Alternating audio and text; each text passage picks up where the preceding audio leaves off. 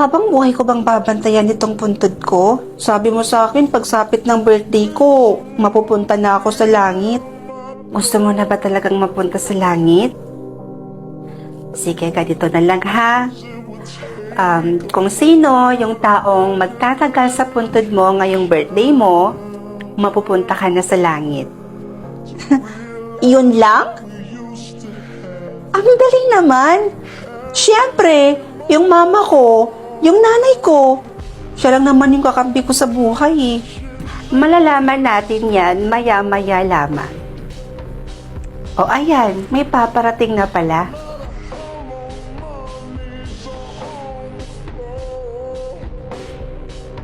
Best friend ko. Ayan, eto nga yun. Pangalan na nga niya to. Hi best friend, happy birthday. Pasensya ka na ha, hindi na ako nakadala ng pasalubong. Pasensya ka na rin ha, kung hindi na kita nadalaw nung nakaraan. Paano ba naman kasi? Mawawalan na ako ng scholarship. Di mo na kasi ako napapakopya. O siya, alis na ako bes ha. May exam kasi kami ngayon. May final exam kami.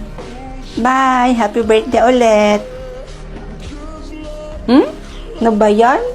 Wala pang 1 minute, umalis na agad? Hayaan mo na. Ayaw mo ba nun? May chance ang maging tama yung sagot mo. O ayan, may paparating na pala ulit.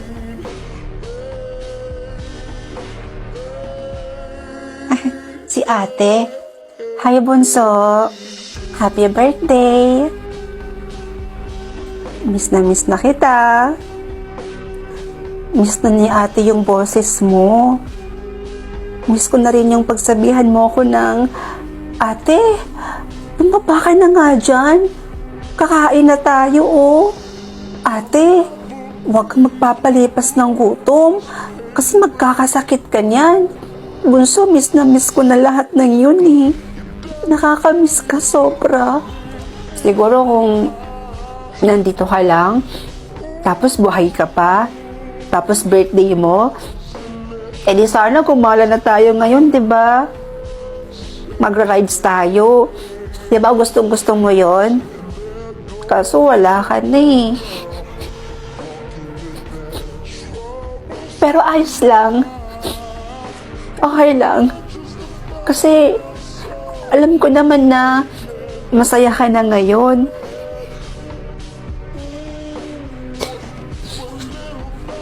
O siya bunso, uwi na ako ha. Happy birthday ulit. I love you.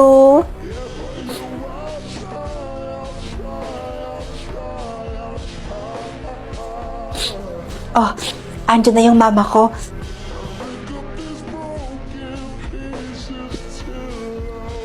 Oh, diba? Sabi ko sa'yo eh. Magtataga talaga yan sa puntod ko. Tingnan mo.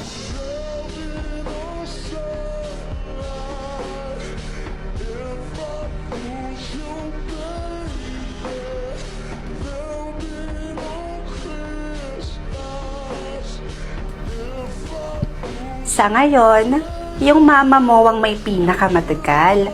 1 hour and 32 minutes. O ano? Tara na? Tara, punta na tayo sa langit. Oops! Teka lang. Hindi pa tapos ang laban. Dahil may paparating pa. Ha?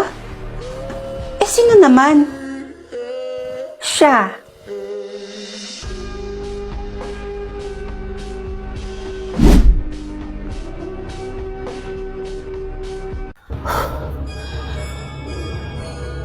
Alo, Ningning, ba't ganyan yung tsura mo? Bakit parang pagod na pagod ka? Tumakbo ka ba? Alam niyo mga ate, nakita ko si Kuya Thomas kanina. At aba, may kasama na siya kaagad ibang babae. Alam niyo kung anong ginawa ko sa kanya? Pinagbabato-bato ko siya nitong hawak kong mga notebooks. At pinagsabihan ko rin siya ha. Sabi ko, duwag ka at hindi mo kayang panagutan yung pinagbubuntis ng ate ko. Luningning naman, bakit mo naman ginawa yon? Ano naman yung sinabi niya sa'yo? Ayun, sabi niya sa akin, umalis na daw ako sa pamilyang to bago ko pa daw pagsisihan ng lahat. Alam mo yun, ang weird niya ha? Ano yun, joke? May malagim na sikreto daw yung pamilya natin. Kaya hangat maaga pa raw, umalis na lang daw ako. At hindi daw siya ang ama ng pinagbubuntis mo, ate. Sino ama ng batang dinadala mo? Siya naman yung naging boyfriend mo, di ba? At wala nang iba. Siya lang naman yung gumagalaw sa'yo gabi-gabi at naririnig ko dyan sa kwarto ninyo. So, sino pa yung magiging ama ng dinadala mo? Kundi siya lang, di ba? Natawa siya.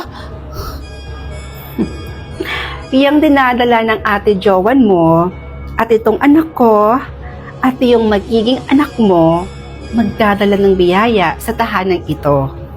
Hindi ka pa buntis, pero pagsapit ng 18 mo, pwede na.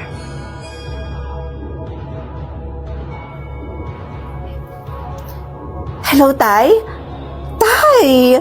Kamusta na po kayo dyan? Teka, bakit hindi na po kayo umuwi dito? May problema po ba? Nagkagalit po ba kayo nila ate? Ano po? Sabihin niyo sa akin, Tay.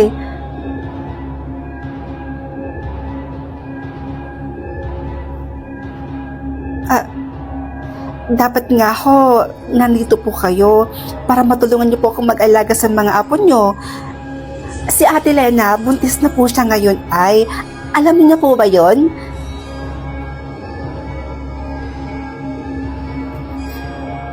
Tay, ano pong pinagsasabi niyo? Hindi ko po kayo maintindihan.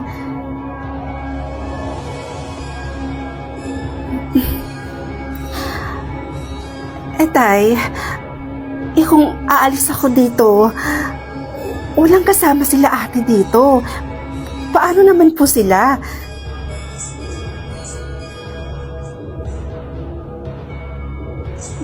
Po, Tay, naguguluhan ako. Ano po bang ibig niyo sabihin? Okay, akala ko ba magre-review ka? Kasi niyang kausap mo? Wala po ate. Kausap ko lang po yung barkada ko.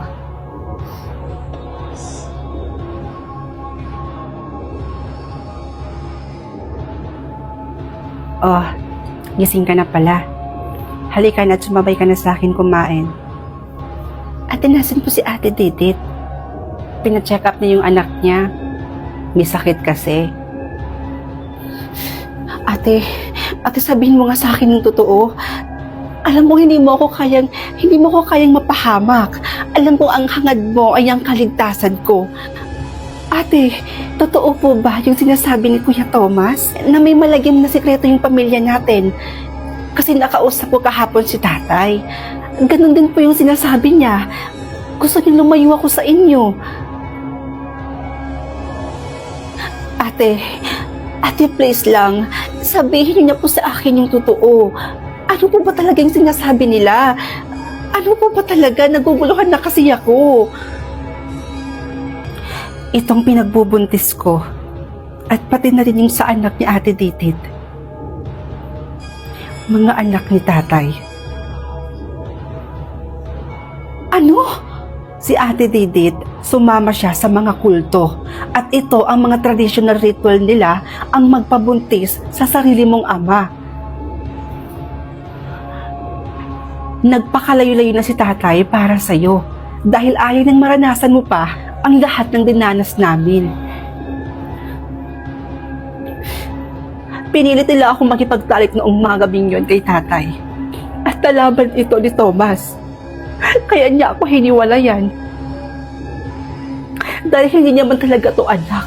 Dahil anak to ni tatay. At kahit sa ang lupa-lupa mang pumunta si tatay, hahanapin pa rin siya nila. Ikaw, Luningning, kahit lumayas ka pa,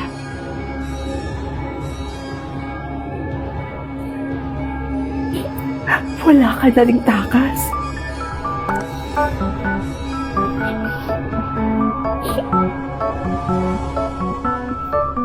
Anak, tingnan mo. Ang dami ipinadala sa atin ng tatay mo ngayon. Nay, matanong ko lang, Ano po ba talagang trabaho ni tatay sa ibang bansa? Bakit ang dami niya palaging pinapadalang pera? Anak naman, syempre marangal. Ano bang iniisip mo na nang-hold up yung tatay mo dun sa abroad? O siya anak, magbihis ka na doon at magsha-shopping tayo ngayon.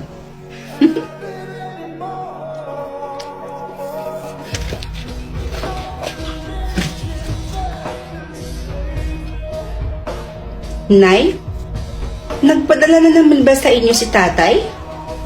Di ba kakapadala lang niya nung isang araw? O bakit anak? Ayaw mo ba ng ganon? Na marami tayong pera?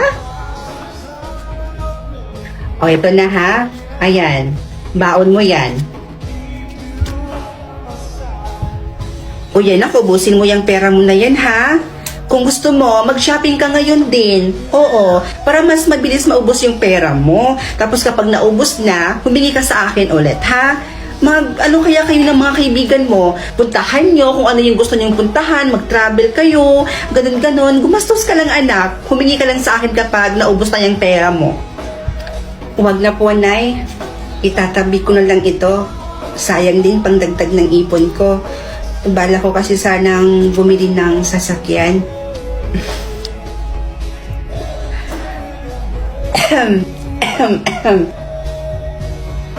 Oh. Oy, ano pang hinihintay mo dyan, anak? Testing mo na yung kotse mo. Nandoon na sa labas, yung paborito mong kotse. Totoo ba to? May sasakyan na ako? Tay, bakit ganyan po yung tono ng boses nyo? May sakit po ba kayo? Baka inaabuso niyo na po yung katawan nyo kakatrabaho. Ang laki pa naman ng perang pinapadala nyo dito sa amin sa Pilipinas. Tay, may itatanong lang po sana ako sa inyo. Ayaw po kasi sabihin sa akin ni nanay Tay, ano po ba talagang trabaho niyo dyan sa abroad?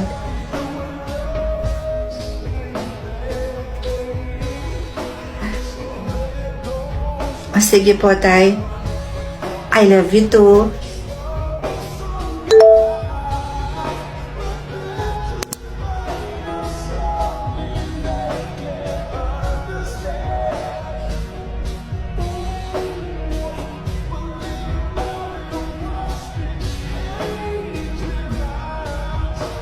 Ano pa naman yan, Berto?